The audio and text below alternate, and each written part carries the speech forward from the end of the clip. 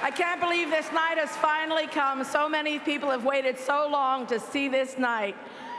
People who loved her so much, and I was one of them. I fell in love with her the moment I put that needle down on the vinyl. I heard that haunting imagery, that beautiful music, that beautiful, sexy little girl voice, sexy mama voice, which had soul in its DNA, her inimitable piano style. I said, where the hell did this come from? Where did it come from? It was just unbelievable, this mix. She was born in the Bronx to a jazz trumpeter who also tuned piano, and a mother who played her everything from Ravel to Ray Charles. And she read poetry like a maniac, and she was a passionate composer of songs. In fact, she wrote her first song when she was 8. And of course, she went to the Manhattan's High School of Music and Art, but she cut classes, and instead she took her school on the streets. And she absorbed all the sounds of the streets. She absorbed sounds from everyone she ever heard. Coltrane, Miles, Curtis Mayfield, Martha and the Vandellas, the Shirelles, Pete Seeger. I mean, whoever crossed her path became part of her life. During interviews, she used to talk about how she and her friends would run down to the subway and sing in the stairwells for untold hours. And I don't have to tell you that after I heard that, I ran to the subway, which of course I personally would never be caught dead in, and sat in the subway looking for that echo myself. I didn't have much luck, but listen, by the time she was 17, she had already written the classic And When I Die, which was a hit for Peter, Paul, and Mary and Blood, Sweat, and Tears. And all through the late 60s and the 70s, she wrote songs that were hits for so many well-known artists.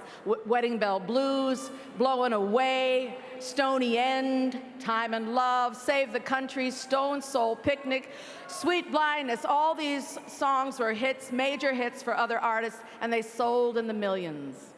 And her own records, like Eli and the 13th Confession, New York Tenderberry, Christmas and the Beads of Sweat. People used to line up outside Sam Goody's and wait for hours for that record to show up. She also recorded one of the best cover albums in the history of pop music, in my humble opinion, Gonna Take a Miracle, which she recorded in Philadelphia with her beloved Kenny Gamble and Leon Huff, with LaBelle singing backgrounds. What a fabulous record that was. She influenced so many musicians: Ricky Lee Jones, Elton John, Phoebe Snow, Kanye West, Todd Rundgren, Suzanne Vega, Elvis Costello, Barry Manilow, Joni Mitchell, and of course every background singer that ever crossed my path.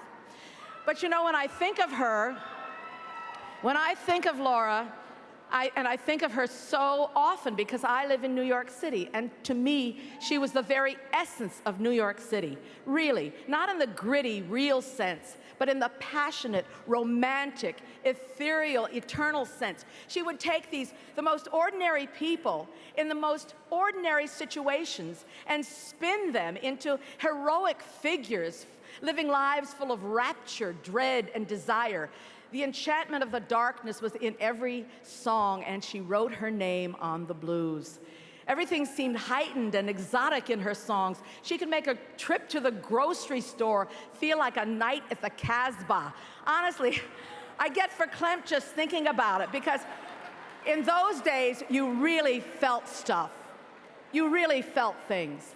Yes, she was New York, but don't forget, the New York that we're talking about was the New York of the 60s and the 70s, when New York was a pit, way worse than Cleveland ever was.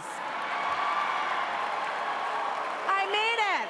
You don't know what a pit is.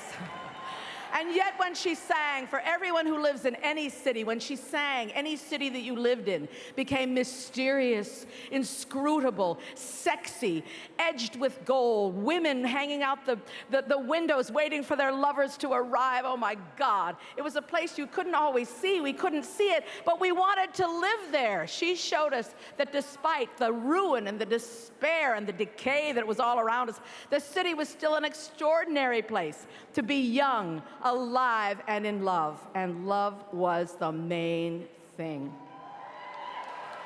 In the late 60s, when I was singing around New York, trying to, get ahead, Everybody played her music all the time, and one day a friend of mine came to me and said, "Would you like to meet Miss Nyro?" And I said, "Yeah." And so he took me up to the Upper West Side where she had an apartment, and I met her, and she served me a tuna fish sandwich. I noticed the people are always serving you stuff.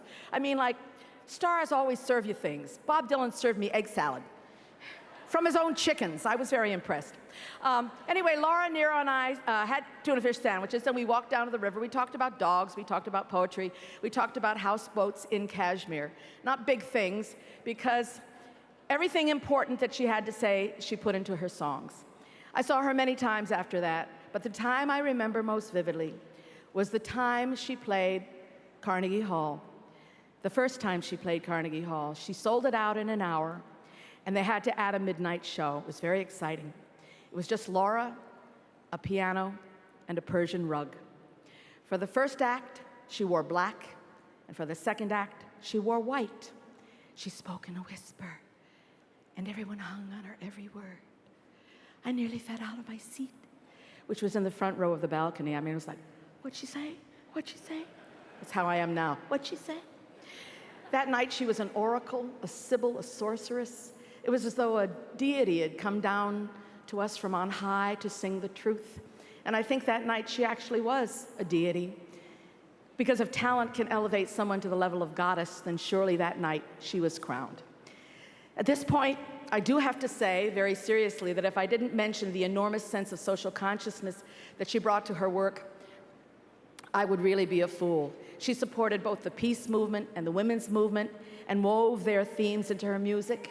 She embraced the mythology. Check this out, babe. She embraced the mythology of the female goddess and the power of womanhood as no one has since the pagans. Thank you for that. I know the men are probably rolling their eyes, but the women know what I'm talking about. She took it very seriously. She took it really, really seriously, and it really was the foundation of her art. At various times throughout her career, she stepped away from the music business, really, really far away, because, to be honest, she never cared much for the business part of making music. She basically retired from the limelight at age 24, unwilling to play the game any longer, or as someone said, unwilling to be marooned in the shallows of show business. Although she continued to make music until she passed away from cancer at age 49, she continued, she sang, she toured, she made records. She cast a long shadow on my generation, and I'm especially glad to be standing here tonight so that I can ask the younger members of the audience, especially the women, to listen to her music and hear for themselves the Laura that we all fell in love with.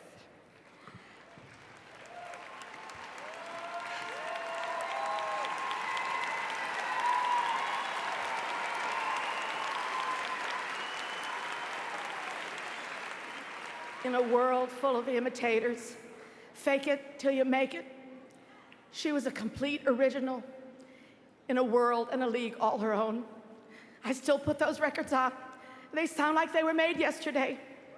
When I think of her, I see her in my mind's eye, sailing down Columbus Avenue in full regalia, her long dark hair falling down her back, hoop earrings, fringed shawls, long skirts trailing behind in the dust. She's Mother Earth, a role that suited her down to the ground, someone who embodied what everyone in our line of work would be if we only had the guts. Then she's off, like a wild gypsy, running down to the subway to catch her echo. She was an ornament on the earth. Thank you all so much for recognizing her brilliant contribution to rock and roll. I thank you.